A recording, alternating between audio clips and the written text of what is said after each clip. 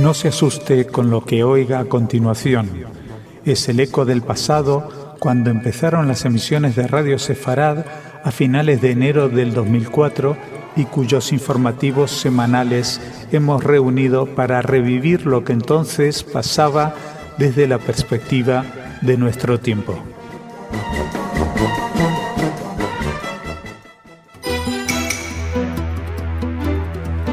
Bienvenidos, esto es Radio Sefarad y estas son las noticias. Empezamos con los titulares de hoy. Agencias de noticias iraníes afirman que la oposición siria quiere vender el Golán a cambio de ayuda militar israelí. Experto en seguridad aérea israelí cree que Irán está implicado en el secuestro del avión desaparecido. Acto en memoria de combatientes nazis en Letonia. Presidente de los judíos de España, entrevistado en varios medios regionales.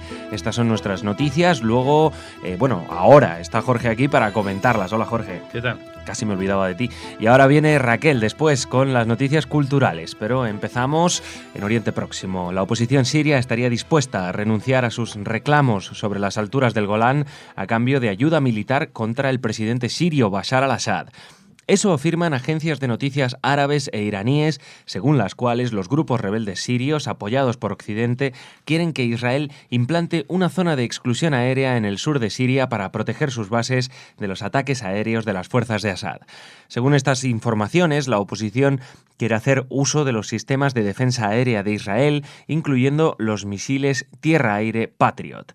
Las Naciones Unidas han dejado de contar los muertos en la guerra civil siria, que ha entrado en su tercer año, mientras que el Observatorio Sirio de Derechos Humanos ha computado más de 140.000 fallecidos. Bueno, hay un error en esta noticia, que la guerra civil no ha entrado en su tercer año, sino en su cuarto año, porque se han cumplido 3 años. Eso es lo que quiero corregir, que se ha deslizado este error. Y lo de los 140.000 fallecidos del Observatorio Sirio de Derechos Humanos tampoco es no es una cifra real. Se estima que por lo menos debe ser el doble. O sea que la situación es mucho, mucho peor de la que describe cualquier índice del cual puedan tenerse noticias. Para hacerte una idea, la mitad del país está desplazado. O sea, no están viviendo donde han vivido toda su vida.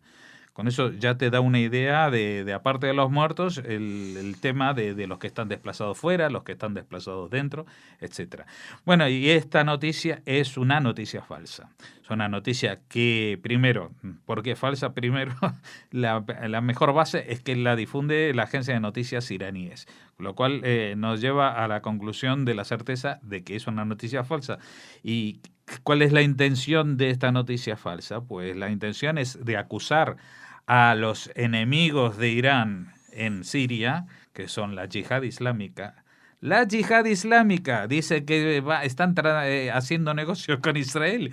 Estamos todos locos. Si son los que tiraron los cohetes la semana pasada desde Gaza, es que la yihad islámica son los que ni siquiera son Hamas, que ni siquiera son los palestinos de Cisjordania, no, esos son los que más odian a Israel de este mundo. Esos son los que dicen los iraníes que están dispuestos a ceder el Golán, que ya me dirás tú, Israel, ¿cómo va a pactar que un grupo rebelde que no tiene ningún poder les va a ceder un territorio? Primero, que ese territorio lo tiene Israel. Vamos a ver, los que le están diciendo que le van a dejar la soberanía, ¿con quién lo han hablado? ¿Con el jefe, con el comandante de la célula terrorista de la yihad en el Golán o en el Valle de la Bicá? Pero esto es una chorrada.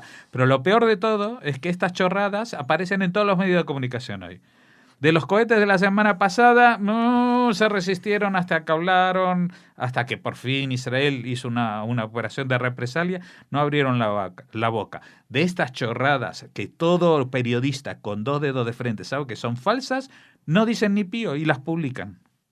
Seguimos. Un antiguo experto de la aerolínea de bandera israelí El Al afirma que Irán probablemente esté involucrado en la desaparición del vuelo MH370 de Malaysian Airlines.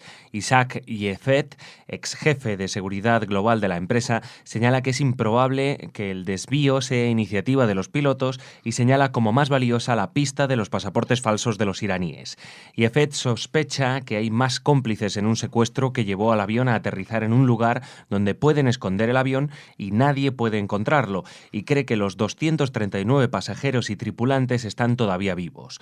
Una de mis teorías es que el avión aterrizó en Bangladesh, añadió, y agregó, que una cosa así nunca podría suceder a un avión que volara desde el Aeropuerto Internacional Ben Gurión.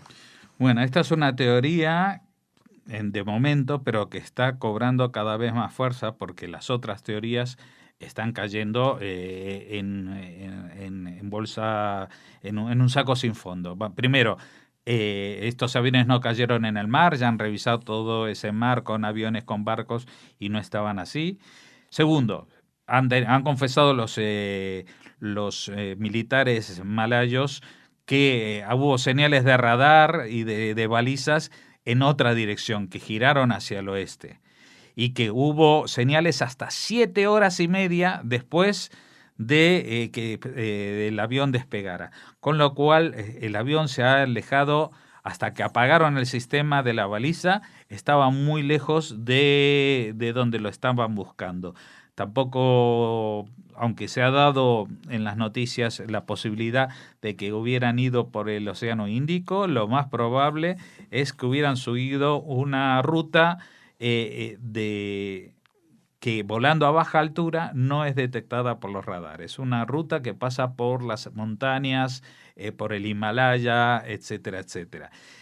De esa manera, este vuelo supuestamente desaparece de los mapas, y uno dice, bueno, pero un Boeing tan grande, ¿se puede esconder? Sí, hay sitios, hay países enteros donde uno puede esconder lo que quiera, hasta un avión. Hay sitios como Tayikistán, hay sitios como Bangladesh, que menciona este señor, o Pakistán, o el mismísimo Irán. Hay sitios donde uno puede tener una pista no perfectamente pavimentada, pero sí lo suficientemente lisa y larga como para que aterricen allí aviones de este tipo sin que nadie se entere, especialmente si están en connivencia con las autoridades locales. Uno se pregunta, ¿y qué quieren con este secuestro? Porque si fuera un secuestro para pedir un rescate, pues ya hubieran emitido queremos $800 millones, o queremos que liberen a todos los presos, o como en algunas de estas películas cutres de ciencia ficción, queremos que todos los perros vayan sin bozal. No. ¿Qué es lo que quieren? Es lo que van a hacer. Y aquí entramos en el terreno de una nueva especulación, pero una especulación que pone los pelos de punta, porque si hay alguien que fue capaz de llevar un avión con 239 pasajeros, desviarlos y que nadie se entere, ni en Malasia, ni en China, ni en todas las estaciones intermedias, hacia dónde va, ese avión puede llenar otra vez su depósito, poner a los pasajeros a bordo como escudo humano y lanzarse como un misil hacia otro objetivo, incluso más occidental. ¿Puedo proponer uno? Israel. ¿Qué tal si este avión lleno de chinos está organizado por la yihad o algún grupo afín a Irán, y cuando despegue en el aire y sea detectado por los radares, Israel se vea obligado a bombardearlo y matar a los 239 ocupantes, entre ellos la mayoría chinos, malayos, etc. Van a pedir venganza por la muerte de los inocentes que vienen a bordo, pero cuando uno viene a bordo de una nave de este tipo que viene a explotar y no sabemos muy bien con qué otra carga, porque sabemos que hay 239 pasajeros que son rehenes, que podrían ser rehenes, pero también se podría sumar a esto algo más en la cabina, algún tipo de bomba o algún tipo de, por ejemplo, cargamento de arma química, de esas que no existen y de las que Irán está suscrita al Tratado Internacional de que no tiene, y como no tenía no sé quién. Bueno, esta es una posibilidad. Yo lo que digo es que si esta posibilidad es la real, pues que se vayan preparando todos, porque nadie va a estar a salvo. Este tipo de guerra, de terrorismo a la máxima escala, con secuestro de aviones y desvío, y utilizar aviones que desaparecen, porque ya no son aviones como los del 11S que no responden, pero que se saben por dónde van. Así que esperemos, yo Jordi, espero que todo esto sea un mal presagio mío, ¿vale? Pero seguiremos atentos a ver qué es lo que sucede con este vuelo. Y venimos ahora aquí a Europa. Unas 1.500 personas participaron en una marcha en Riga, capital de Letonia, en memoria de los legionarios nacionales que combatieron en las filas de las Waffen-SS nazis durante la Segunda Guerra Mundial. Durante casi todo el recorrido de la marcha, que terminó junto al Monumento a la Libertad, activistas de la agrupación contra el nazismo abuchearon a sus participantes, aunque la marcha transcurrió sin incidentes destacables. En 1998, Letonia incluyó entre las efemérides oficiales el Día de la Recordación de los Legionarios Letones, que fue retirado en marzo de 2000. El 16 de marzo de 1943, la recién formada Legión Letona de las Waffen-SS se enfrentó al Ejército Rojo en las proximidades de Leningrado, hoy San Petersburgo. Bueno, esto es un signo más del renacimiento del nazismo, porque ya esto no es neonazismo, esto es la reivindicación con todas las letras y con mayúsculas y con homenajes, con placas y estatuas a lo que fue la pesadilla de Europa. Pues ahora, 60, 70 años después, ya nadie cree que eso fue una pesadilla, que igual le dicen, no, esto es Hollywood y el lobby judío de Hollywood que exagera que los nazis no eran tan malos y que en el ejército nazi había gente muy válida porque lo que se estaba luchando era contra el comunismo. Pues lo siento, pero hay una línea roja, no de esas que traza el presidente Obama, sino una línea roja moral intraspasable, que es la de todo lo que huela a nazi, y todo lo que huela a nazi tiene que estar totalmente desterrado de Europa. Y si Letonia sigue celebrando este tipo de concentraciones, yo creo que la comunidad europea, la Unión Europea, tiene que ejercer presiones, porque Letonia ya tampoco está en el círculo allegado a Rusia, sino que está entre las repúblicas bálticas adheridas a la Unión Europea. Pues la Unión Europea, en vez de la Ashton perder tiempo en tonterías, que vaya a Letonia y le diga, señores, o quitan esto o se van fuera. Que quede claro. Y terminamos en España. Varios periódicos regionales de este país han publicado este fin de semana una entrevista con Isaac Querub, presidente de la Federación de Comunidades Judías de España, donde se define como judío y sionista. Responde al tema de la nacionalidad para los sefardíes, agradeciendo la reparación de la injusticia histórica de la expulsión, diciendo que cuando el rey sancione esa ley que devuelve la nacionalidad española a los sefardíes, derogará el edicto de expulsión de los judíos que firmaron los reyes católicos. Destaca también al presidente Rajoy y a los ministros de Exteriores y Educación. Preguntado sobre el conflicto de Oriente Próximo, señaló que el rey sería un intermediario perfecto entre israelíes y palestinos. También respondió a cuestiones relativas a la relación de los judíos con la Iglesia y el Vaticano, así como respecto al antisemitismo en nuestro país.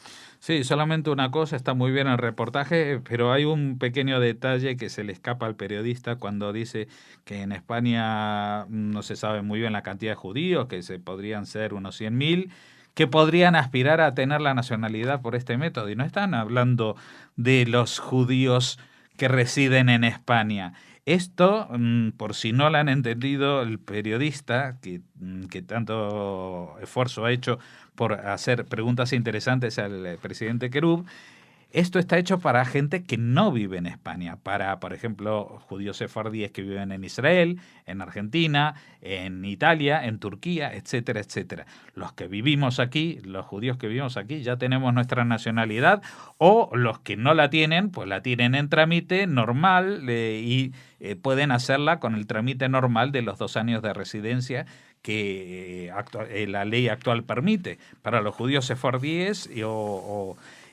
pero de lo que se está hablando es de una tramitación automática sin tener que residir 2 años en el país y que permite, en este caso, la nueva legislación, tener doble nacionalidad, o sea que no se vean obligados a renunciar, por ejemplo, a la nacionalidad israelí para poder ser también españoles. Eso es la única aclaración, todo lo demás, el reportaje es muy positivo y el presidente Querub explica perfectamente cuál era la importancia de la presencia judía en tiempos de la expulsión y cuáles fueron quizás las claves para esa expulsión. Bueno, Jorge, pues muchas gracias. Mañana te vemos de nuevo aquí. Ahora viene Raquel, ya lo saben, con las noticias culturales.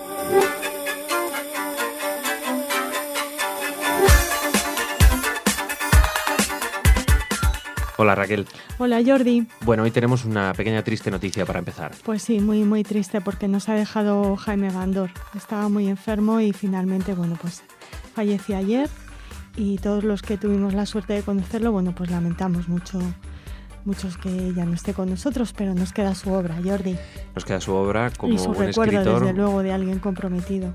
Claro, muchos de ustedes ya lo sabrán que ha fallecido. Igualmente, nosotros hoy en nuestra programación tenemos un programa dedicado a él, un homenaje, en el cual Jorge, nuestro compañero Jorge, entrevista a Andreu Lascor. Sí, exacto. Y de paso luego hay una lectura de unos de sus poemas.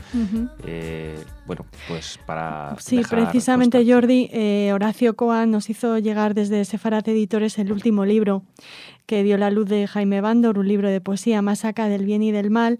Ya quisimos entrevistarle en su momento, estaba muy enfermo.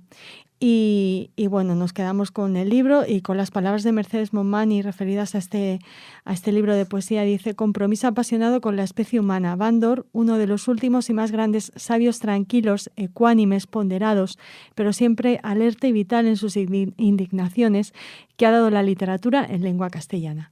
Desde aquí, pues un saludo para su esposa, para su hijo Ariel y para todos los que han querido y han apreciado a Jaime Bándor.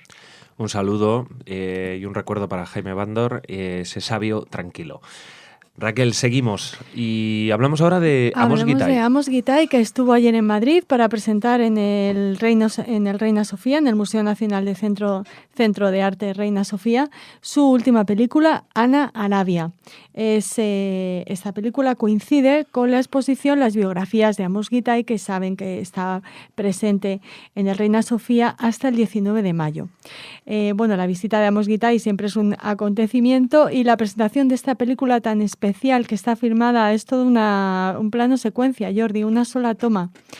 Nos cuenta la historia de una joven reportera de visita en una pequeña comunidad marginal en la que judíos y musulmanes conviven juntos en la frontera entre Jaffa y Bat Yam, en Israel.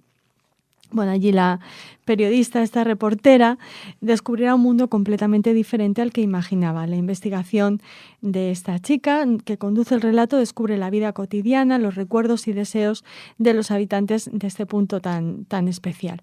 Esta película, opinan los expertos, se aproxima a un tema tratado en largometrajes anteriores de Guitay, como la trilogía integrada por Badi. La primera película apareció en 1981, Badi 10 años después, 1991, y Badi Gran Cañón de 2001. Pero a diferencia de estos tres documentales, esta película, que se presenta en el Reina Sofía, se caracteriza por el uso de un complejo mecanismo escénico, y es que no ha tenido que ser fácil rodar en plano secuencia. Así cuando se habla de cine de autor, también hay que tener en cuenta estos detalles. Esto ya casi es cine artesanal, ¿no? De otra época, cine grabado en una sola toma. Amos Guitay es muy afecto al plano secuencia, pero claro, toda la película en plano secuencia todavía no la había hecho. Un reto para los actores también. Sí, también. Bueno, son actores y no lo son, Jordi, porque también mezcla un poco con el documental, sí, es decir, ha elegido, el lugar es real, las interpretaciones parten de fragmentos literarios y noticias informativas. Fíjate. O sea, es curioso. Es una película, una propuesta interesante de Amos Guitay. Con esta proyección se cierra la retrospectiva dedicada al cineasta en el museo, titulada Biografía, Historia, Territorios, de la que ya hablamos aquí con nuestra colaboradora Begoña Fernández, y completa el ciclo programado por Filmoteca Española para este mes de marzo y la exposición monográfica del museo. Así que nada, una interesante propuesta, como les decimos, de Amos Guitay. Y ahora seguimos hablando de cine En este caso, la película que centra nuestro interés es Giza, la niña de la maleta. Se preestrena a nivel europeo en Sabadell, es un documental también, y ha recibido el premio al mejor largometraje en el Festival de Cine Judío de Punta del Este de 2014. Ya saben que es uno de los festivales judíos más prestigiosos del mundo. Es una historia de pérdidas, silencios y reencuentros de esta niña que sobrevivió bajo otro nombre. Y de esta protagonista y de su historia nos va a hablar muy pronto su director, David Serrano Blanquer. Así que le vamos a entrevistar y nos dará más detalles de esta película que se puede ver el día 20 de marzo a las 8 de la tarde en el Cinema Imperial de Sabadell. Preestreno en Sabadell. Preestreno a nivel europeo en Sabadell. Bueno, a ver qué nos cuenta David Serrano. Giza, la niña de la maleta. Hemos empezado con mucho cine hoy, sí, Raquel. Y seguimos. Bien, ¿eh? Seguimos, Jordi, hablándoles de una coproducción israelo-argentina sin punto y aparte de Sergio Shlomo Slutsky. Sergio vivió muchos años en Israel. Y esta película nace cuando él es enviado a cubrir como periodista el juicio al genocida Luciano Benjamín Menéndez, acusado de la desaparición de cientos de personas, entre ellos muchos jóvenes judíos militantes de la Juventud Sionista Socialista de la que participaba el propio Slutsky. Desde entonces comenzó una búsqueda siguiendo el rastro de amigos del pasado, algunos muertos, otros que fueron presos, torturados o forzosamente exiliados. Este documental es un homenaje a los casi 2.000 judíos desaparecidos durante la última dictadura militar de la Argentina, muchos de ellos extremadamente jóvenes, además. Jordi ha recorrido numerosos festivales internacionales con gran éxito de crítica y público y ahora llega a Barcelona y muy pronto a Madrid.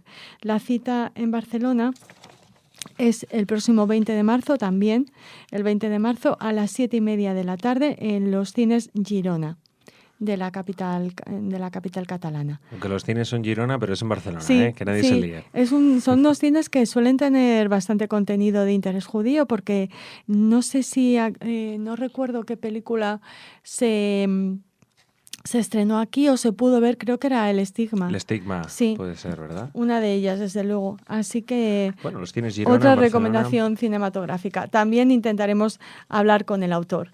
Y eso será en próximos días. Y ahora, justo mañana, mañana no, el día 19, queremos recordarles que sí, mañana 19. Mañana, Raquel, ¿en qué estás pensando? Mañana día 19.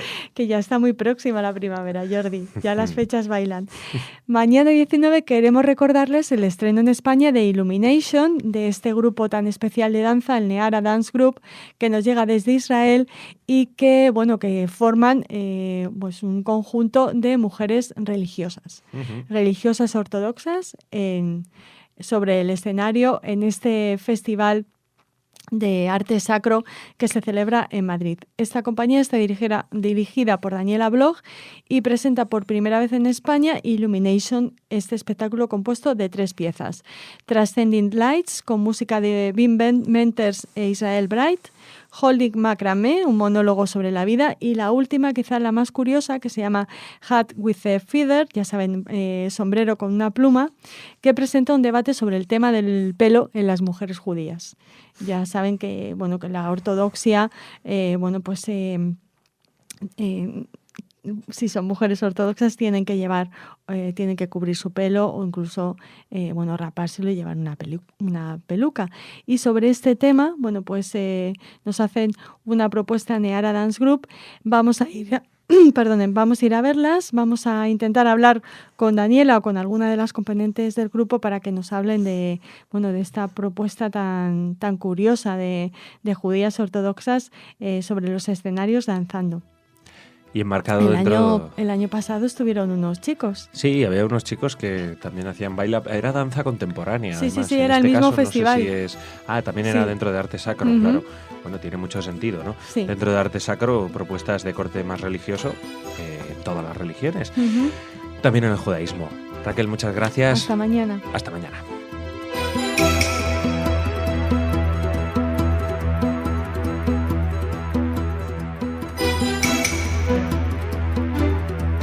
Bienvenidos, esto es Radio Sefarad, estas son las noticias y empezamos como siempre con los titulares.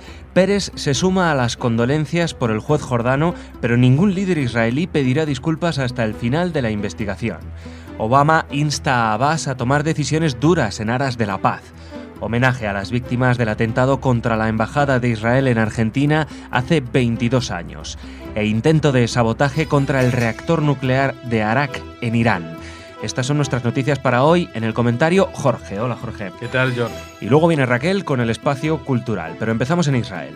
El presidente israelí Shimon Peres transmitió sus condolencias a Jordania y a la familia del juez jordano-palestino por su muerte causada por disparos de soldados del ejército de Israel en el puente Allenby, aunque no pidió disculpas por el incidente cuyas exactas circunstancias se están aún investigando.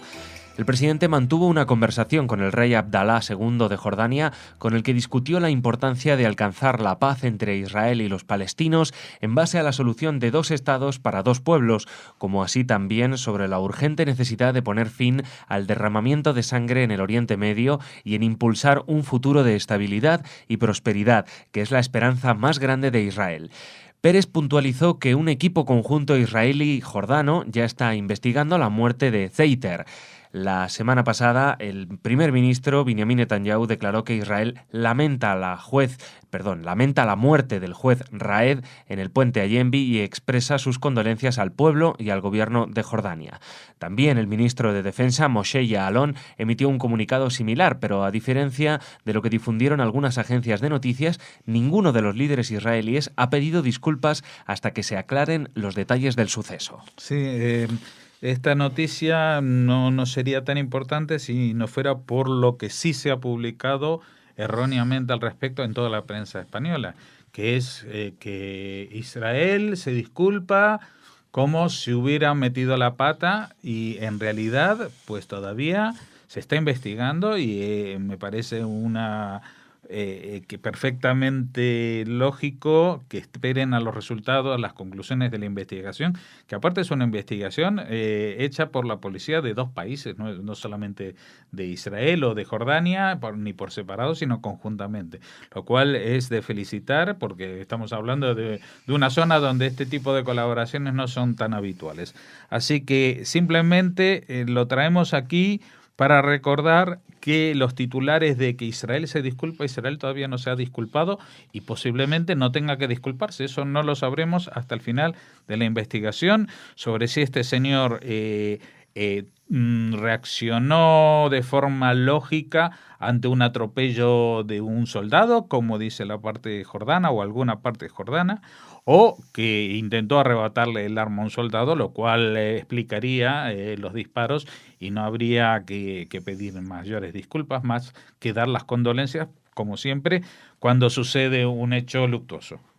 Seguimos. El presidente de Estados Unidos, Barack Obama, le dijo a su homólogo de la Autoridad Palestina, Mahmoud Abbas, que debe adoptar decisiones políticas duras y tomar riesgos para la paz, al igual que el primer ministro Benjamin Netanyahu. Abbas, por su parte, reiteró su rechazo a la demanda de Israel, que reclama ser reconocido como Estado judío por los palestinos. Abbas expresó que el reconocimiento que los palestinos han otorgado anteriormente a Israel es suficiente.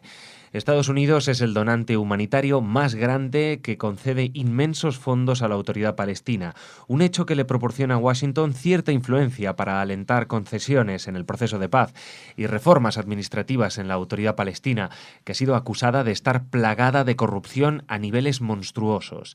A diferencia de Obama, Abbas no puso énfasis en los intercambios de territorio. Bueno, la noticia dice que Estados Unidos es el donante humanitario más grande y que concede unas ayudas humanitarias muy importantes a la Autoridad Palestina y que eso le confiere influencia para, por ejemplo, evitar la corrupción. Y aquí hago yo un silencio diciendo, ¿y dónde está la influencia? Porque la corrupción es, como dice la noticia, monstruosa. No han hecho nada con eso. Y el mismo nivel de influencia tiene en el proceso de paz. O sea, les suministran todos y le amenazan de no, te voy a cortar el grifo y no te voy a dar más caramelitos. ¿Y qué? ¿Y qué? ¿Qué han conseguido? No han conseguido nada. Primero porque los palestinos saben que le van a seguir dando caramelitos. Le van a seguir dando a los americanos, le vamos a seguir dando a los europeos, incluso en épocas de crisis hemos seguido dando. Pero aparte es que está demostrado que con el tema de la corrupción, que no es un tema que obligue a terceras partes, a Israel, a el problema de Jerusalén, el retorno de los palestinos, el reconocimiento del Estado hebreo, no, es frenar. A ver, están robándose todo.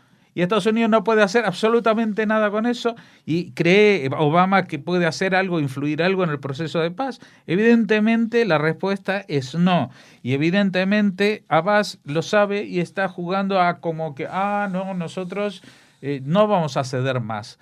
Porque, a ver, ¿cuándo han cedido un solo milímetro de algo? Absolutamente nunca, porque entre otras cosas no tiene derecho a sentarse en una mesa de negociación cuando no reconoce a la parte contraria. O sea, si él no reconoce que el que está sentado enfrente es Israel, que es un Estado judío, pues a ver, ¿de qué estamos hablando? La comunidad judía en Argentina y funcionarios israelíes y argentinos aplazaron el homenaje a las 29 víctimas del atentado contra la Embajada de Israel en Buenos Aires, ocurrido un 17 de marzo hace 22 años, para ayer martes, a fin de que no coincidiera con la celebración judía de Shushan Purim, asociada a la alegría. Bajo el lema «Acá había vida», la ceremonia arrancó a la misma hora en que se produjo el atentado en la antigua sede diplomática israelí el 17 de marzo de 1992. El acto estuvo encabezado por el ministro argentino de Justicia, Julio Alac, y asistieron también el director general adjunto para América Latina y el Caribe de la Cancillería israelí, Itzhak Shoham, y la embajadora Dorit Shavit.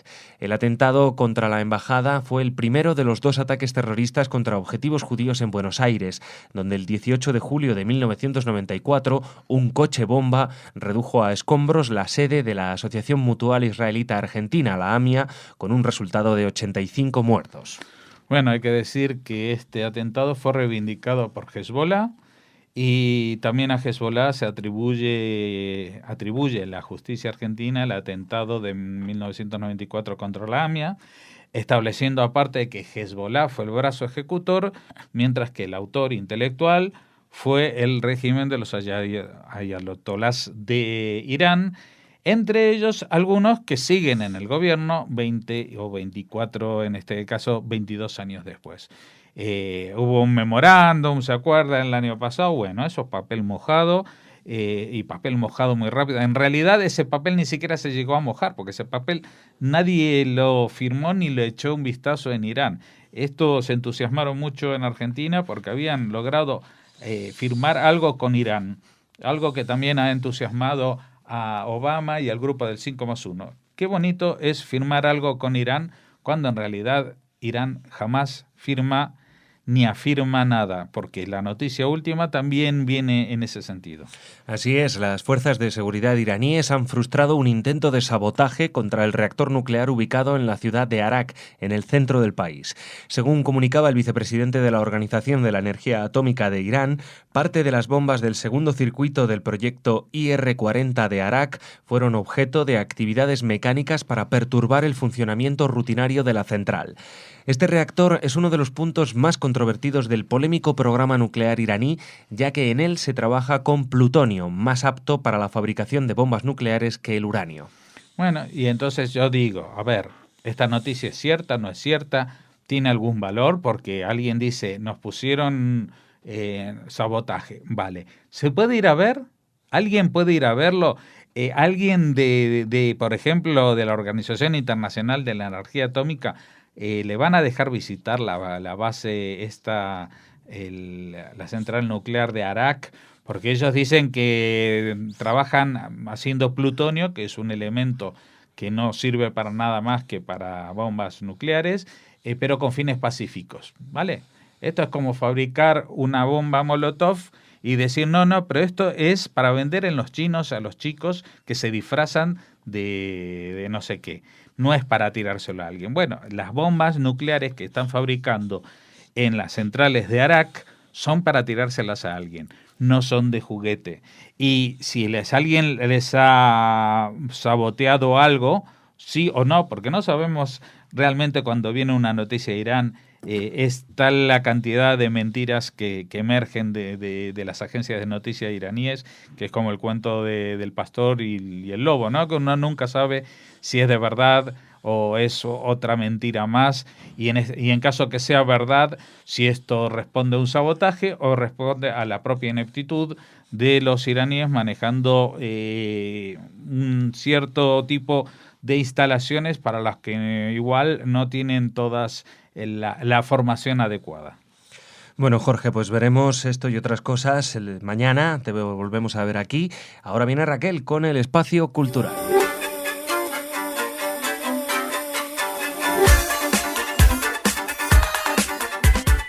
Bueno, Raquel, ya estás aquí con las noticias culturales. Hola, Jordi. Vamos a hablar de cine. Vamos a hablar de cine y de algo que no va a sorprender a nuestros oyentes. No van a decir, ¡hola! Menuda primicia que traen estos chicos, porque ya les hemos hablado de esta película. Sí. La de Noé. Noé, de Aronofsky.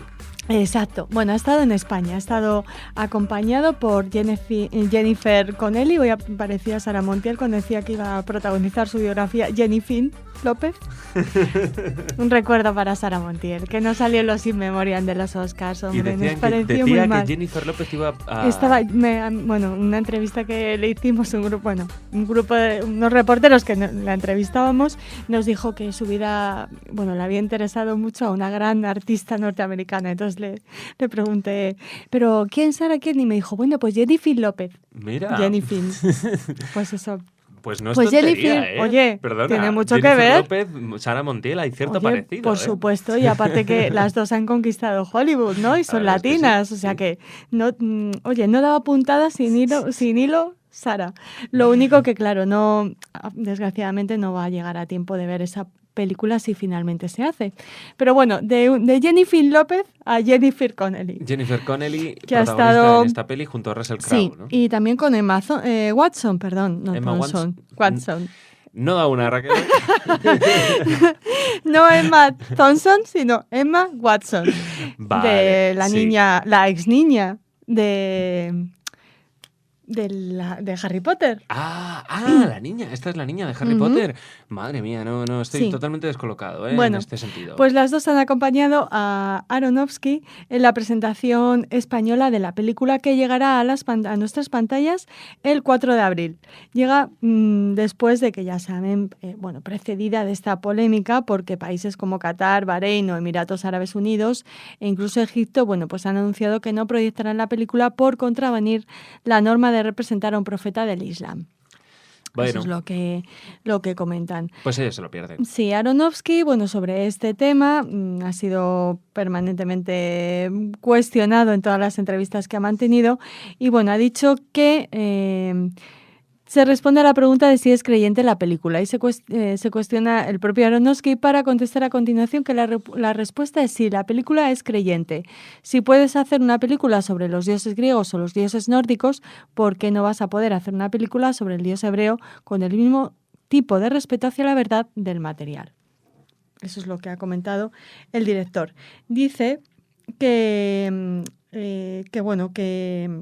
la película es entretenida y que al mismo tiempo han intentado hacer algo nuevo para crear debate.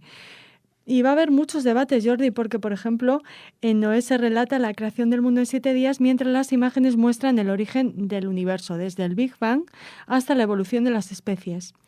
¿Es la manera de Aronofsky de conciliar ciencia y religión? Nos preguntamos. Pues él dice que creía que era interesante tomar la cosmología tal y como entendemos como personas modernas y conectarlo con la Biblia.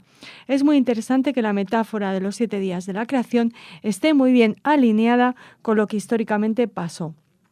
Tratar de combinarla y conectarla en realidad ayuda a la gente de los extremos a tener una conversación. O sea que lo que él quiere es que se genere debate en esta película que, como han señalado muchos periodistas, es un poco un toma y daca entre los estudios y el autor, ¿no? Él empezó haciendo cine de autor, pero también le ha dado a los estudios grandes películas que han proporcionado mucho dinero, tipo Cisne Negro. Y un poco estas se la han dejado hacer en plan, pues date un capricho de autor. Un capricho con un presupuesto altísimo, por cierto. Esperen que recupere el dato. Creo que ha sido alrededor de No lo encuentro ahora, pero una burrada. Bueno, de mientras dinero, lo buscas, Raquel, Jordi, sí. decir que también muchos actores entran en esa dinámica, ¿no? De hacer como películas más de autor o más cultas, con superproducciones, digamos, de menos contenido intelectual y más contenido, digamos, comercial, ¿no? Pero bueno, Aronofsky, no sé, ¿si has encontrado al final el presupuesto? Sí, 100 millones de euros. 100 millones de euros. Ajá. Bueno, no está mal, ¿eh? Dicen Ahí que están incluidos hay- los salarios de los actores. Porque... Supongo que sí. Y luego la batería de impresionantes efectos especiales. Claro. Imagínate para recrear la destrucción del mundo de la mano de Aronofsky. Si fue gore ya en otras películas, imagínate, en esta no. Oye, pues vamos Ganas a ver. de verla, sí. Sí, desde luego siempre interesa generar debate antes de una peli. A veces se hace con malicia, lo hemos hablado aquí, ¿verdad? Cuando algún director hace una declaración totalmente fuera de lugar con el único objetivo de hacer debate para ganar audiencia, pero en este caso no me parece que Aronofsky lo haya hecho. De hecho, lo han hecho otros. Él, a fin de cuentas, ha hecho su película. Y luego, bueno, eso de conjugar la cosmología con... No sé A cómo ti te ha me lo has interesado, dicho. ¿eh? Sí, no, me parece complicadísimo. No sé yo si lo ha podido hacer La cosmología con la Biblia. con la Biblia. Bueno, pues complicado. Igualmente decir que siempre la Biblia es un texto que da para inspirarse y no hay por qué seguir a pies juntillas lo que allí se dice, ¿no? Porque tampoco para eso ya está la propia Biblia. Esto siempre es un debate muy típico, ¿no? Cuando incluso no hace falta que sea la Biblia, cualquier libro que luego se hace una adaptación al cine, ay, pues a mí me gustó más el libro. Siempre. ¿Tú sabes el chiste de las ratas? Raquel? Pues hay una rata que se está comiendo una cinta de vídeo y le dice, ¿qué tal la película? Y le dice, bueno, me gustó más el libro. Es muy bueno. Bueno, Yo pues. tengo otra personal que creo que supera esa. ¿Ah, sí? Conocí a una persona que solo se había leído un libro en su vida. ¿Sí? Sí. ¿Cuál? Juegos de guerra. ¿Juegos de guerra? Sí, entonces esa persona estaba viendo... Yo estaba tranquilamente en casa de mi abuela en ese momento, y me llamó y me dijo, baja un momento, era un vecino. Y entonces bajó corriendo y me dice, mira lo que están poniendo en la tele. Digo, anda, Juegos de Guerra. Él sabía que yo sabía que era su único libro. Y me dijo, está mejor el libro. Pero es que si no te llamo no se lo hubiera podido decir a nadie. Así que bueno, luego siguió leyendo, más, Sí, luego siguió leyendo. Esta Éramos persona tiene que leer pequeños. un poco más. Ah, bueno, que erais pequeños. Éramos Vale, pequeños. se lo perdono. Bueno, Jordi, Venga, seguimos. sigamos. Por favor, apunten que hoy a las 20-30 horas en la Sala Verde de los Teatros del Canal no nos deberíamos perder al Neara Dance Group bajo la dirección de Daniela Bloch. Ya saben que este grupo de danza tan especial se compone de bailarinas que llevan un estilo de vida marcado por la religión judía. Las obras son siempre creativas, interesantes, novedosas y tenemos la oportunidad de verlas en Madrid dentro del Festival de Arte Sacro de esta comunidad. Ya saben, Teatros del Canal, hoy a las 20:30. Y ya que esta noticia está protagonizada por mujeres, también vamos a hablarles de una mujer, en este caso una fotógrafa, Lynn Cohen, que presenta, como ya les hemos comentado, una exposición en la Fundación Mafre. Ella es una artista estadounidense, nació en Wisconsin, pero se nacionalizó canadiense, vive allí desde 1980, desde antes de 1980, y llega casi medio siglo en la vanguardia de la fotografía. Sus obras plasman interiores vacíos, deshumanizados, pero bueno, siempre conectados con todo lo que quiere expresar la propia autora, y nos recuerda sobre todo a esa estética de Mad Men o de David Lynch. Es interesante, y como es interesante y es judía, pues seguramente dedicaremos un próximo programa, un próximo trazo errante junto con Alicia Perris a esta exposición de Lynn Cohen que se puede ver en la Fundación Mafre. Son fotos inquietantes, cuanto menos. Nosotros hemos visto aquí en la redacción y a mí por lo menos me provocan esa sensación. Al estar deshumanizadas, como dice Raquel, espacios interiores, y te provoca una sensación a veces un poquito incómoda, sí. Incluso, bueno, desde mi punto de vista. Y ya anunciarles que hoy mismo está en nuestras librerías El Marqués y la Esvástica, la última obra de la investigadora Rosa Sala Rosé.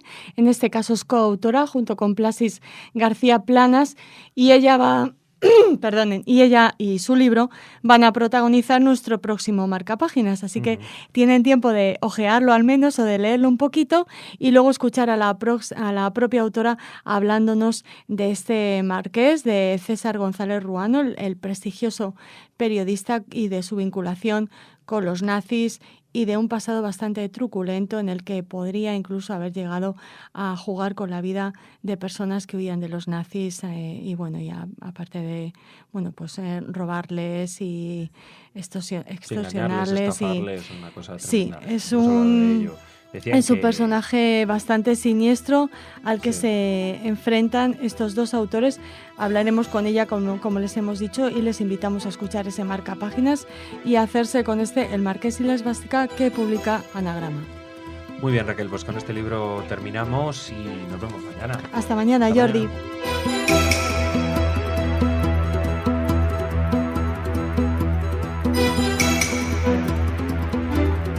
Bienvenidos, esto es Radio Sefarad, estas son las noticias. Empezamos con los titulares de hoy. Respuesta israelí al ataque contra 4 soldados en la frontera con Siria. Duras declaraciones del ministro de Defensa israelí sobre el papel de Estados Unidos en las negociaciones con Irán.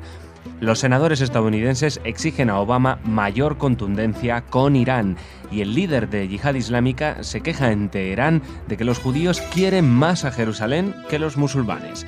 Estas son las noticias para hoy y en el comentario un día más Jorge. Hola Jorge. Hola, ¿qué tal Jordi? Luego viene Raquel con el espacio cultural. Empezamos en Oriente Próximo. La Fuerza Aérea de Israel bombardeó el martes 4 objetivos del ejército sirio en el sur del país en respuesta al ataque contra soldados israelíes en la frontera siria, que dejó un saldo de 4 combatientes israelíes heridos, uno de ellos en estado de coma. La aviación atacó un cuartel general sirio, un campo de entrenamiento y una batería de artillería en el sur de Siria. El día anterior, un artefacto explosivo fue detonado cerca de una patrulla del ejército israelí que se desplazaba junto a la cerca fronteriza al sur de la localidad drusa de Magdel Shams. Los soldados bajaron del jeep blindado en el que se desplazaban al detectar una figura sospechosa del otro lado de la cerca. Cuando atravesaron la cerca fronteriza, pero aún en territorio israelí, un artefacto explosivo fue detonado. Según un canal árabe, el objetivo del ataque era el secuestro de un soldado israelí. El artefacto empleado contenía miles de esquirlas y balas. El ejército israelí sostiene que las fuerzas de seguridad sirias permitieron y asistieron al ataque. El ministro de Defensa Moshe Ya'alon responsabilizó directamente al presidente sirio Bashar al-Assad de la agresión. Bueno, ya vemos cómo la cosa se complica bastante porque Israel ha atacado objetivos sirios dentro de Siria. Hasta ahora lo que habían sido en operaciones puntuales habían sido convoyes de Hezbollah con rumbo al Líbano dentro del territorio sirio, pero ahora es directamente ataque a determinadas unidades sirias porque seguramente el servicio de información del ejército tiene pruebas muy fehacientes de que esta acción ha sido con la connivencia y con el apoyo del ejército sirio, del presidente al-Assad, y con el objetivo, como se señala aquí, de hacer que la gente bajen del jeep para que vean un sospechoso, bajen a ver qué pasa, y en ese momento rapten al soldado. Afortunadamente, dentro de la desgracia de que explotó el explosivo, pues alguno de los soldados pudo llamar directamente por radio y pedir cobertura de la artillería para que no se aproximasen desde la frontera siria los soldados, y una vez que fueron desalojados y llevados a los hospitales, pues se procedió a este operativo en el cual se alcanzaron 4 objetivos en territorio sirio. Y seguimos. En una disertación en la Universidad de Tel Aviv, el ministro de Defensa Moshe Ya'alon declaró que Israel ya no puede confiar en Estados Unidos, no puede confiar que Estados Unidos detenga la carrera nuclear de Irán, y advirtió que la percepción de debilidad está invitando a nuevos actos de terrorismo contra objetivos norteamericanos. Por ello, puntualizó, Israel debe depender únicamente de sí mismo. En determinada etapa, Estados Unidos comenzó a negociar con ellos y desafortunadamente en el bazar persa los iraníes son mejores, explicó, y añadió, Occidente prefiere postergar cualquier tipo de confrontación para el año próximo o para el mandato próximo, pero al final va a explotar. Los iraníes estaban de rodillas por las sanciones económicas y el aislamiento diplomático, pero se les ha permitido recuperarse, acusó Yaalon.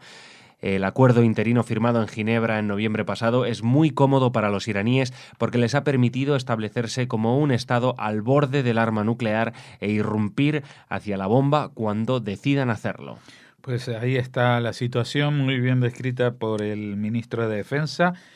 Han convertido a Irán en un estado no nuclear, pero que le faltan 2 semanas. O sea, tienen la tecnología, tienen los instrumentos, tienen el material necesario, la materia prima, y solo tienen que dedicarse a centrifugar con sus centrifugadoras y purificar más, y en 2 semanas tienen la bomba. Entonces, este tipo de acuerdos lo que han hecho es que Israel se sienta totalmente sola.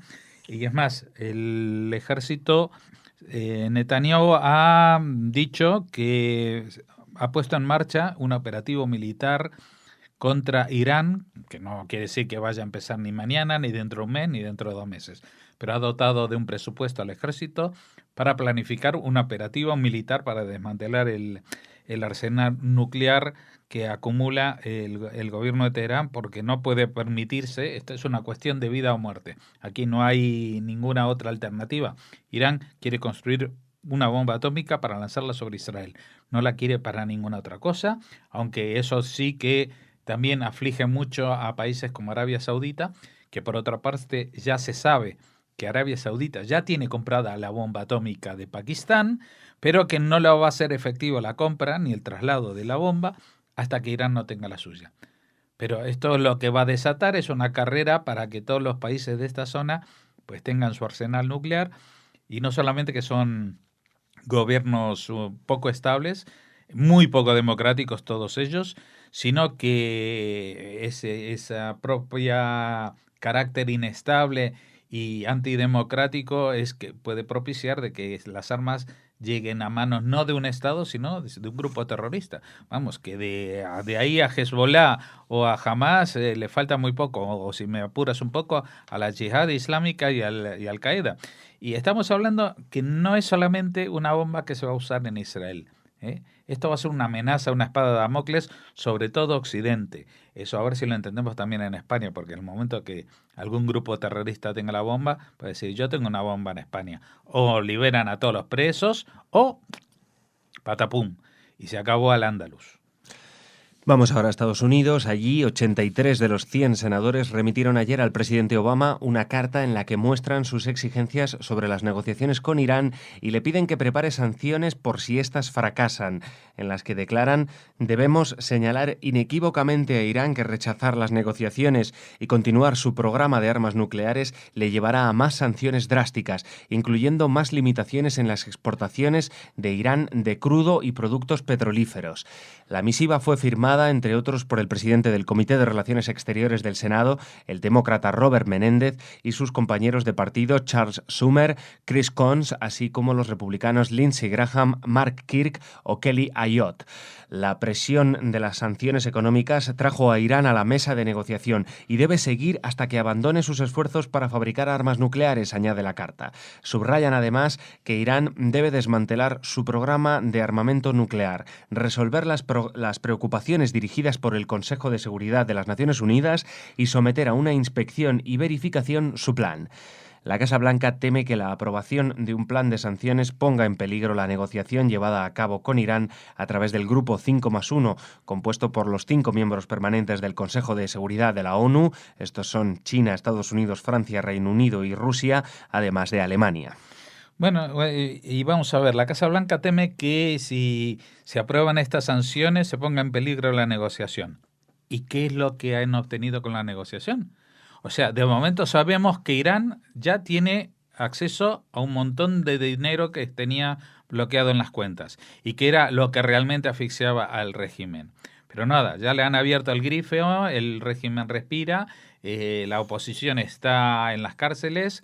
Rouhani, con su sonrisa plateada, pues sigue matando más que antes a opositores al régimen, a homosexuales y a cualquier persona que los ayatolás consideren que no sean dignas de vivir. Pero, aparte de todo eso, Occidente, ¿qué medida? ¿Alguien hizo una inspección? ¿Alguien sabe que Irán haya frenado algo? Solamente palabras y palabras y palabras. ¿Qué es lo que teme la Casa Blanca? Si todavía no le han dado absolutamente nada, solamente ha dado ella. Entonces, bueno, ya hemos dicho que en algo coinciden los propios senadores americanos con el ministro de Defensa y con el primer ministro israelí, que lo único que funcionaba eran las sanciones económicas restrictivas, y ahora, como las han levantado, pues viva jauja y a seguir fabricando bombas atómicas. El líder de la organización terrorista Yihad Islámica, Ramadan Salah, hizo uso de la popular canción Jerusalén de Oro, compuesta por la israelí Naomi Shemer, durante una conferencia islámica en Teherán para contextualizar la relevancia que Jerusalén tiene para los israelíes y quejarse que la ciudad tiene más importancia para los judíos que para los musulmanes. Salah instó a los participantes y por ende al mundo islámico a considerar el significado que Jerusalén tiene para ellos e hizo un llamamiento para estudiar no solo cómo usar los cohetes y armas que Irán les suministra, sino también acerca de la entidad sionista y su cultura. Bueno, la entidad sionista es como ellos llaman, porque imagínate que si lo pronuncian se les puede quemar la boca, como llaman a Israel. Bueno, me parece muy bien que quieran estudiar a la entidad sionista y su cultura. Yo creo que eso es bueno para cualquiera, incluso para gente de la yihad islámica. Lo gracioso es que él se queja de algo que está ahí. Vamos a ver, para los musulmanes, Jerusalén no es una ciudad sagrada. Eso se inventó después, porque en el Corán no se menciona ni una sola vez. Lo que se hace referencia a que Mahoma en un sueño viaja hacia una ciudad, pero sin definir, y en ese momento todavía los árabes no estaban en Jerusalén. Por lo tanto, este mito de relacionar el sueño de Mahoma con Jerusalén es muy posterior, es cuando ya entran en Jerusalén y cuando se hace toda una revisión, un revisionismo de lo que es el Islam, que pasa de ser una religión escrita en un libro a ser un imperio que va conquistando a todo el Medio Oriente y que pretende conquistar el resto del mundo a través de esta guerra santa que denominan yihad. Pues sí, señor Ramadan Salah, para nosotros, para los judíos, Jerusalén es más importante para los musulmanes. Pero eso está escrito en el Corán. Si usted está musulmán, por favor, revise sus textos. Lea lo que usted defiende con la muerte.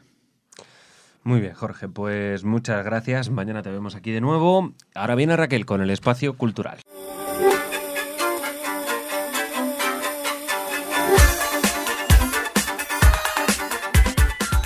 Muy buenas, Raquel. Hola, Jordi. Bueno, este es tu espacio, el espacio cultural. ¿Y de qué vas a empezar hablándonos? Pues ya sabes, y ya saben nuestros oyentes que nos dejó Jaime Bando. Así es. Y estos días en la prensa, bueno, pues están apareciendo reseñas, obituarios dedicados a él y queremos hablar de esto. Queremos resaltar el que ha escrito Jacobo Israel para El País y el que ha realizado Pilar Rahola para La Vanguardia. Les recomendamos a nuestros oyentes que los recuperen en internet para saber un poquito más, si no le conocían, de este hombre bueno que nos ha dejado. Pues nada, un recuerdo para Jaime Bando en esta semana en la que nos dejó y su eco en la prensa española. ¿Y con qué seguimos, Raquel? Con una exposición fotográfica, Jordi, dedicada a Tel Aviv. Anda. Se llama Viva Tel Aviv, no Viva puede tener Tel Aviv. un nombre más animado. Y Pero con en esta español. Sí. Ah, claro. Viva Tel Aviv. Sí. Y es esta exposición la que abre la Semana de Israel de la Diputación de Lleida. Ah, Ujú. qué curioso. La Muy Diputación curiosa. de Lleida celebra la Semana de Israel. Sí. Muy bien. Y lo hace comenzando con esta exposición que permanecerá abierta hasta el próximo día 25. Recoge instantáneas de la vida cotidiana de los israelíes en varios lugares del país, como la playa, claro, el mercado, o los comercios, y de la arquitectura, el tráfico o bueno, la vida en la calle. Eso Por es lo que viene a ser el día a día. resumirles, sí, el día a día de los Instantáneas habitantes de la de Tel vida Aviv. Exacto. Las fotografías se corren a cargo de Miguel Font, que estudió foto en la escuela Richard Elisava de Barcelona y ha presentado su trabajo en varias ciudades de todo el mundo y también en Palma, claro, que es su lugar de nacimiento y de residencia. Bueno, el embajador de Israel en España, Lombard, en esta ocasión no ha podido acudir a la inauguración de esta semana de Israel de la Diputación de Lleida, pero ha enviado un mensaje en el que felicita a la Diputación por el esfuerzo y el interés por convertir en realidad esta primera Semana de Israel. Ha dicho que así se contribuye de manera destacada a estrechar vínculos entre nuestros pueblos, a acercarse y a conocerse mejor. Por su parte, desde la Diputación han resaltado que Cataluña y en general y Lleida en particular se encuentran entre los destinos predilectos de los israelíes gracias a los diferentes atractivos como destino turístico, así como el esfuerzo de recuperación del pasado judío tanto del medieval como del dramático periodo del Holocausto. Recordamos estas vías de escape sobre las que están trabajando desde Lleida y a cuya presentación acudió esta vez sí el embajador Bar. Bueno, la jornada que cuenta con más de 60 personas inscritas, bueno, pues se ha podido realizar con la participación también del presidente de la Asociación de Relaciones Culturales Cataluña-Israel, Andreu Lascorz, por cierto, la persona de la que nos habló de Jaime Bandor, el día que nos enteramos del fallecimiento del poeta, y la secretaria general de la Red de Juderías de España, Asunción Osta. Pues nada, Raquel, puedo emitir una opinión personal al respecto. Me parece muy bien, me parece genial, pero noto lo del cierto turismo, interés detrás, que está muy bien, que digo yo que es precioso y todo, pero esto es una opinión mía que, oye... Que parece que tienen motivos bastardos para... Bueno, Jordi, pero en este caso a lo mejor el fin justifica los medios, venga, no sé. En este caso sí, ¿vale? Lo importante no es que... todos, No en todos. No. Lo importante es que se dé a conocer la realidad israelí, hombre, más allá del conflicto. Claro. Y que, bueno, que si lo hacen porque quieren atraer turismo, bueno, pues... Bien, y además, si ese turismo consigue que en Lleida se tenga una imagen menos arquetípica, menos maniquea de lo que es Exacto. Israel, pues está muy bien también. Pues... Es por poner una pega. Como sé que a ti te gusta que la gente ponga pegas a todo, ¿verdad? Bueno, Jordi, seguimos. Venga, un pequeño dime. Chascarrillo interno sí. que tenemos. Seguimos porque queremos comentarles otra buena noticia. En Jerusalén se va a abrir el primer museo del mundo, atención Jordi, destinado a estudiar los orígenes del cristianismo. Ajá, los orígenes del cristianismo. Del cristianismo. Bueno, y lo van a abrir en Jerusalén. Claro. Uh-huh. Pues digo yo, ¿por qué Raquel me ha traído esta noticia si va de cristianismo? Bueno, y porque va a estar en Jerusalén, el museo también. Claro, no podía ser en otro lugar. ¿Jerusalén? ¿Pero qué tiene que ver eso con los judíos? No le encuentro la relación, Raquel. Bueno, ya has visto la noticia que hemos dado antes con Jorge de que el líder de la yihad islámica ha dicho que parece ser que, oye, ¿qué está pasando, chicos? Parece que los judíos quieren más a Jerusalén que nosotros, porque hasta le escriben canciones. Te lo digo un poco de broma. Que se ha sorprendido, ¿no? Me ha sorprendido hablando de este terrorista sorprendido. Un terrorista diciendo, mira, fíjate, si los judíos le escriben una canción y todo, y vosotros, como diciendo, vosotros, pues a ver, ¿qué pasa? ¿No habéis escrito ninguna canción a Jerusalén? Lo mismo ha contado las veces que aparece Jerusalén en el Corán y en la Torá y en otros textos, y entonces sí creo que aparece 3 veces. Pero bueno, no deja de ser curioso, y también se ha sorprendido por el desequilibrio en las cifras, sí. Y por otras muchísimas cosas, pero bueno, no vamos a hablar vamos a dejarlo de la política. Sí, exacto. Bueno, que venga, estamos en la, que te estoy la agenda cultural. Hoy no te dejo hacer las noticias, No, tranquilo. Les decía a nuestros oyentes y a ti, Jordi, que se inaugura el Terra Sancta Museum. Nacerá en 2005 en el corazón de la Ciudad Vieja y será una exposición permanente única en el mundo, como les comentábamos. Se abrirá el próximo año, como les decimos, y bueno, descubrirá la historia de esta tierra extraordinaria en la que desde hace milenios se entrelazan profundamente los destinos de muchos pueblos que conviven en los lugares sacros de las 3 grandes religiones monoteístas. Este museo nace gracias a la voluntad del custodio de Tierra Santa, Pier Battista Pizzaballa. Pizzaballa se llama el custodio de Tierra Santa, muy, muy interesante. Y como les decimos, bueno, pues será el único en el mundo que tratará sobre las raíces del cristianismo y la conservación, de los lugares santos. Me parece a mí que ahora, un atractivo Raquel, más para Jerusalén, para los cristianos que van a Jerusalén. Eso, a ver, te iba a decir, ahora veo yo lo contrario. Veo a Israel que quiere que vengan los turistas cristianos. No creo que Israel haya tenido mucho que ver con esta iniciativa. Es más bien de la comunidad cristiana de Jerusalén, ¿no? Sí, el custodio de Tierra Santa. Además, Jordi, si una cosa... si hay algo de lo que no está falto Israel es de turistas cristianos. Así que bueno, pero oye, siempre viene bien. Un atractivo más. Era por seguir enlazando cosas. Y después de este boicot que le he hecho a las noticias de Raquel, hoy, yo no sé si soy víctima de la alergia que me está afectando el cerebro la también. Primavera, que ya queda muy poco, Jordi. Ay, que la sangre altera. No sé si me quieres contar algo más. No, ya está. Pues ya está, ya no te boicoteo más. Hay muchas más. noticias, pero vamos a reservarlas para mañana. Vale, pues mañana más. Raquel, muchas gracias y hasta mañana.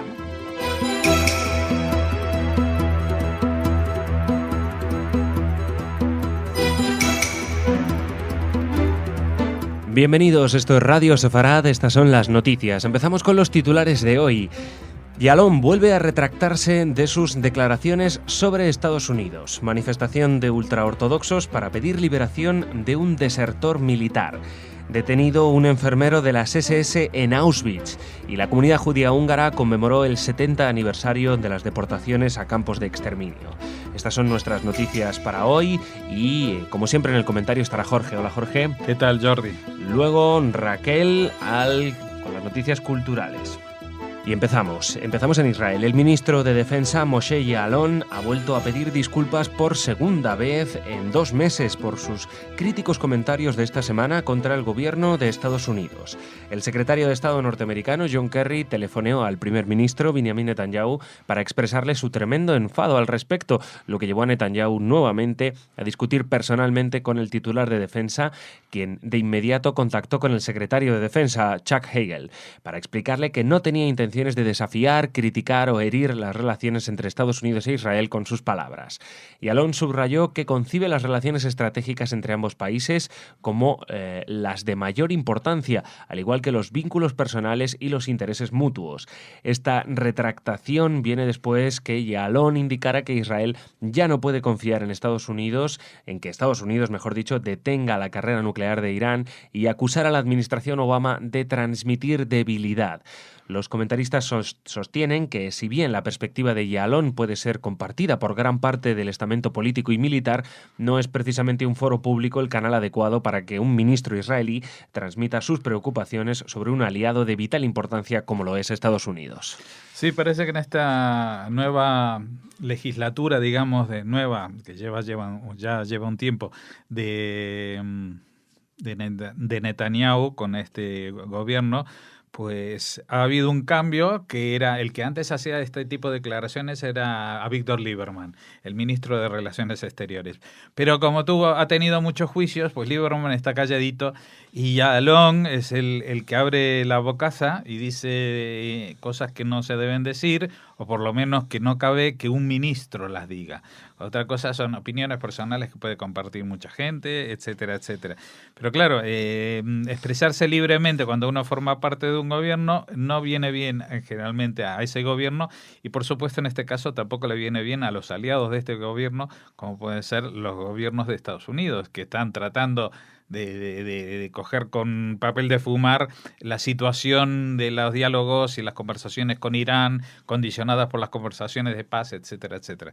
Y si este señor va a opinar cada fin de semana, pues le puede valer, le puede costar su propio puesto como ministro de Defensa, a pesar de que está muy cualificado para las dotes militares por haber sido jefe de Estado Mayor, pero lo de la boquita tiene que mantenerlo un poquito más cerrada.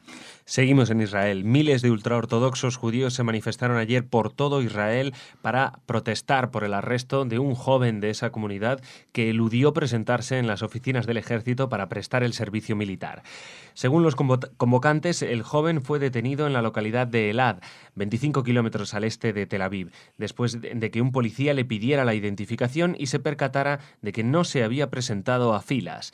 Desde la comisaría se le transfirió a dependencias de las Fuerzas Armadas bajo sospecha de deserción, donde un tribunal militar le ha condenado a 10 días de calabozo. Los manifestantes volvieron a atacar la ley aprobada hace una semana por el gobierno que obliga a los ultraortodoxos a servir en el ejército como el resto de israelíes. Recordemos que la semana pasada más de 300.000 ultraortodoxos colapsaron la ciudad de Jerusalén en una histórica movilización contra el gobierno de una comunidad que supone el 11% de la población israelí y que algunos consideran un lastre para la economía nacional. Bueno, no vamos a ahondar en datos sobre lo que son los ultraortodoxos porque hemos venido tratando del tema mucho. Lo que sí, el dato es que la semana pasada la movilización fue de 300.000 y ahora pues han sido unos miles. Y va a ser la lógica tendencia que va a pasar.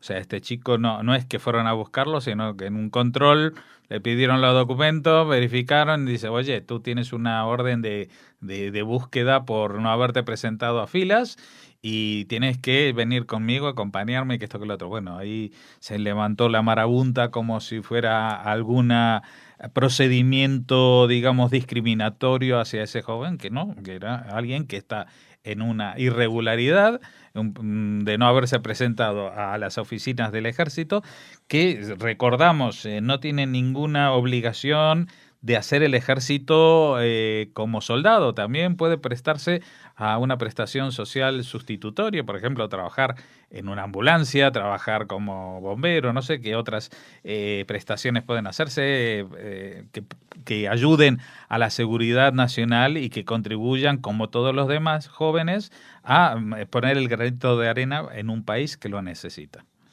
Nos vamos ahora a Europa. La policía alemana detuvo en el norte del país a un antiguo presunto enfermero del campo de la muerte de Auschwitz, de 93 años.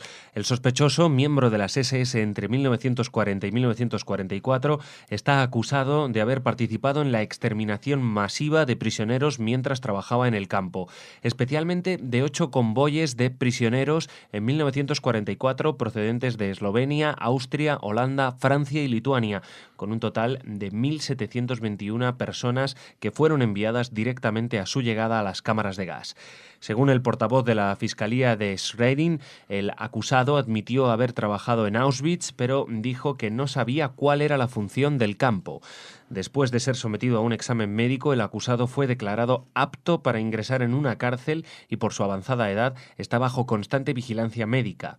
Más de 6.000 personas trabajaron en Auschwitz, donde cerca de 1.100.000 judíos, gitanos, homosexuales y opositores políticos murieron en las cámaras de gas de agotamiento o de enfermedad. Bueno, aquí pocas novedades podemos contar. Alguien que parece un personaje secundario de tercera fila, como puede ser un enfermero que trabajaba en Auschwitz.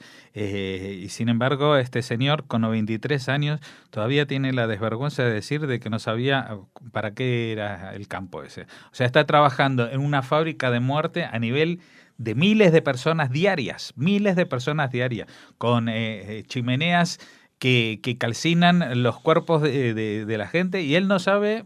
Y él es enfermero, o sea que él está en la selección de la gente, de los que están en mejores condiciones para trabajar, por ejemplo, acarreando los cuerpos o las cenizas de los que han muerto, y él no sabe de qué va el tema. O sea, yo lo que no entiendo es, después de haber vivido lo que ha vivido este señor hace 60, 70 años, ha vivido 60, 70 años después, mintiéndose a él y seguramente a la familia, a los parientes, a los vecinos y a todo el mundo sobre lo que ha sido su vida.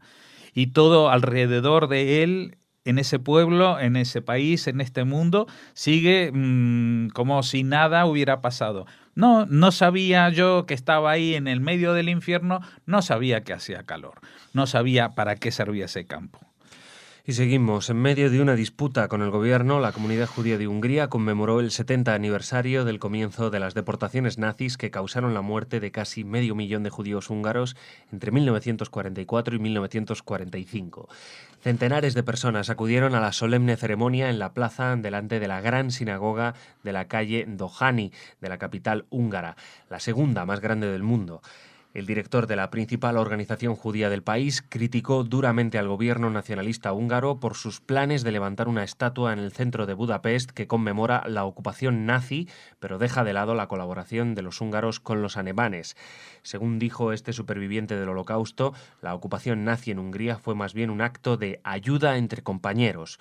Por su parte, el embajador de Israel en Budapest, Ilan Mor, recordó en un discurso pronunciado ante los congregados el alarmante aumento del antisemitismo en Europa. Sí, bueno, esto está ligado también a la noticia anterior. Aquí, en vez de ser un señor de 93 años que de pronto se había olvidado que lo que él había pasado y no había abierto la boca durante 70 años y para él no sabe de lo que estaban haciendo, pues parece que todo el país, toda Hungría, nadie se acuerda, nadie ha visto ni ha leído su propia historia, no saben lo que fueron las flechas doradas y que Hungría era un país colaboracionista con los nazis, que no solamente abrió la puerta a los nazis, sino que les entregó a sus judíos como si fuera el mejor regalo del mundo. Y ahora pretenden poner una estatua como diciendo, los nazis nos invadieron a nosotros fuimos invadidos por los nazis. No, los nazis ni invadieron ni ocuparon, entraron porque les invitaron a la casa de sus amigos que eran tan asesinos como ellos. Bueno, Jorge, pues en este punto terminamos esta primera parte del informativo y nos queda desearte un buen fin de semana. Bueno, Shabbat Shalom, hasta el próximo hasta el martes. Hasta el martes. Shabbat Shalom, Jorge. Y ahora viene Raquel, ya lo saben, con las noticias culturales.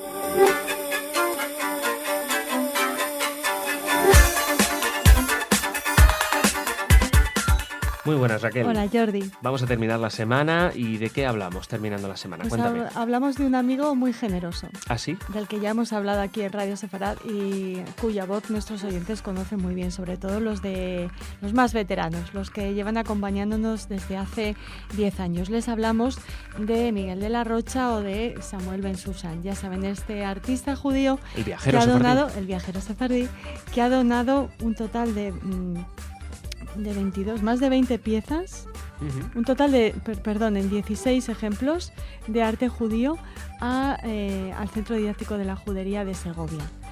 Gracias a esta donación de Samuel Ben Susan, de Miguel de la Rocha, bueno, pues se celebra la 7ª edición del ciclo de actividades de la Judería de Segovia. Y atención al dato, ya llevan 7 ediciones, así que es dice mucho del interés de Segovia por recuperar su legado judío. La inauguración de la exposición con las piezas que ha aportado Miguel de la Rocha será el próximo sábado 22 de marzo. El artista estará presente y podremos disfrutar, pues por ejemplo, de varias lámparas de Hanukkah, de latón datadas entre los siglos XVIII y XIX, una copa de Kiddush con inscripción en hebreo, con la inscripción en hebreo de una bendición en hebreo realizada en plata del siglo XVIII, Mesusot, una Hamsa y algunos textos hebreos del Éxodo relacionados con la fiesta de Pesaj. Son ejemplos de estilos sefardíes españoles de iluminación en papel y pergamino de los siglos XII al XV. Son piezas muy, muy especiales, seguro que Samuel las ha escogido con muchísimo cariño y es una exposición que, como nos gusta decir, que a ti te hace gracia, Jordi, no se deberían perder. No. Bueno, les decimos esto, que es el próximo sábado 22 de marzo y el sábado 5 de abril este ciclo de actividades de la Judería segoviana continúa con la conferencia En lo que tienen en común las 3 grandes religiones monoteístas.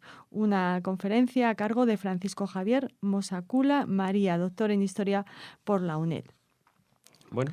Tendremos que ir a Segovia y tendremos que hablar con Samuel Ben Susan, con Miguel de la Rocha, para que nos cuente más cosas sobre estas piezas tan especiales y que dotan de contenido a este Centro Didáctico de la Judería que adolecía un poquito de no tener cosas tangibles, ¿no? Poder presentar objetos que se puedan ver y tocar y en este caso, bueno, pues Samuel ha venido un poco a ayudarles a que puedan mostrar más cosas más allá de lo intangible, ¿no? Pues sí, una ciudad muy importante también aquí en España para el legado sefardí. Yo no sé, Raquel, corrígeme, pero creo que con Toledo de las más importantes, ¿no? Sí, bueno, un poquito menos tal vez que Toledo, Girona, Girona. Bueno, Girona, claro. Está Sí, Girona, Lucena. está Córdoba, Lucena, sí, pero bueno, Segovia es muy muchas. importante. También tiene un buen legado. Bueno, pues eso en Segovia. ¿Y Eso en ahora Segovia. dónde nos vamos? Andalucía. Muy ¿Te bien. apetece una visita Me guiada a la encanta. judería de Jaén? Me encantaría, Raquel. En verdad, porque estamos atrapados aquí en Madrid, pero vamos, si no me encantaría, ¿eh? Bueno, pues coge a tus chicas y ¿Sí? llévalas Ajá. y a esta visita teatralizada a la judería de Jaén a cargo de Baraka Project con motivo del aniversario del edicto de expulsión de los judíos españoles de 1492. Ya saben este edicto que conmemoramos en marzo.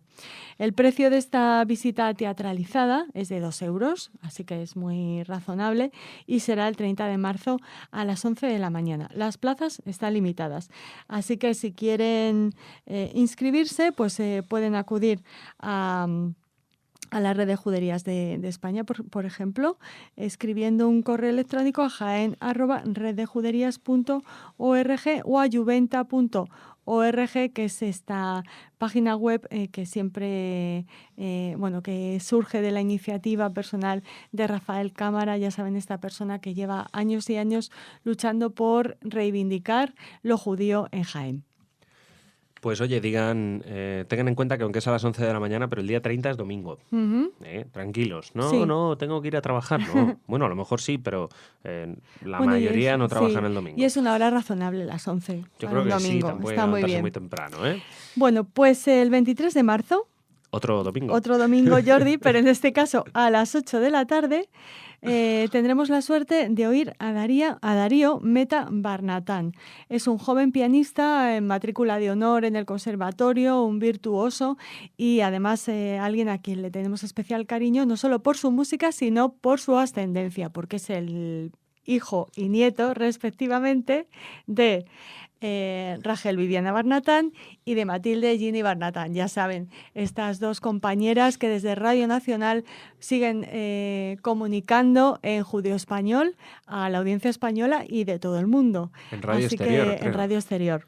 Así Llevan que mucho tiempo ya. muchísimo 20 tiempo. años o más de 20 años, casi. Más de 20 años. Más de 20 años. Tuvimos una emotiva entrevista con ellas. Sí. Les recomendamos que la escuchen. No nos hablaron de Darío, imagino que por prudencia, pero bueno, están encantadas con tener este hijo y nieto respectivamente tan virtuoso, como les decimos, del piano. Pianista. Pianista. ¿Y qué repertorio? ¿Te viene ahí el repertorio? No, pero actúa suele ser un repertorio clásico y de jazz, y actúa con su grupo Exersando, que son todos alumnos también que han obtenido las máximas calificaciones en diferentes conservatorios españoles. El 23 de marzo a las 8 de la tarde en Espacio Ronda, en este caso en Madrid. Muy bien. Y Pues en nada, Barcelona, Jordi... Espacio Ronda. Un lugar también recurrente, el Espacio Ronda en Sí, Madrid, ¿verdad? sí, Que también hay se hacen de vez muchas... en cuando actividades relacionadas bastantes. con el judaísmo. Venga.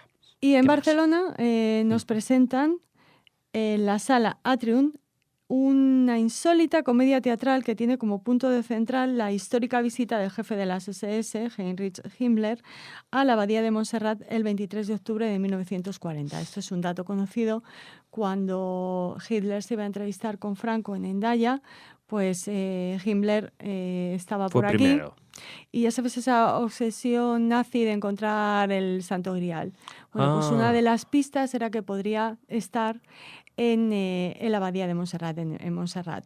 Y entonces el jerarca nazi se dirigió allí y fue recibido por uno de los monjes que hizo de Cicerone de Himmler. Se llamaba Andreu Ripoll y era el único de la congregación que hablaba alemán.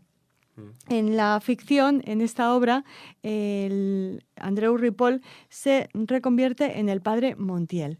Y la obra se llama Montserrat, con 2 S mayúsculas, ya saben, SS, el nazi y el monje.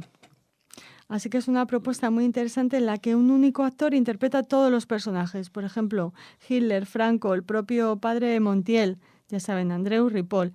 Y está construida basándose en un flashback en el que el monje ya mayor recuerda aquella visita que le marcó la vida. Bueno, una propuesta diferente, original y nada, si alguno va a verla, que nos cuente qué le ha parecido. La recomendación literaria de hoy, Jordi, Los lanzallamas de Rachel Kastner, editado por Galaxia Gutenberg. Vamos a entrevistar muy pronto a alguno de los algún responsable de esta editorial, pero es una obra que viene precedida por las mejores críticas en todos los países en los que se ha editado.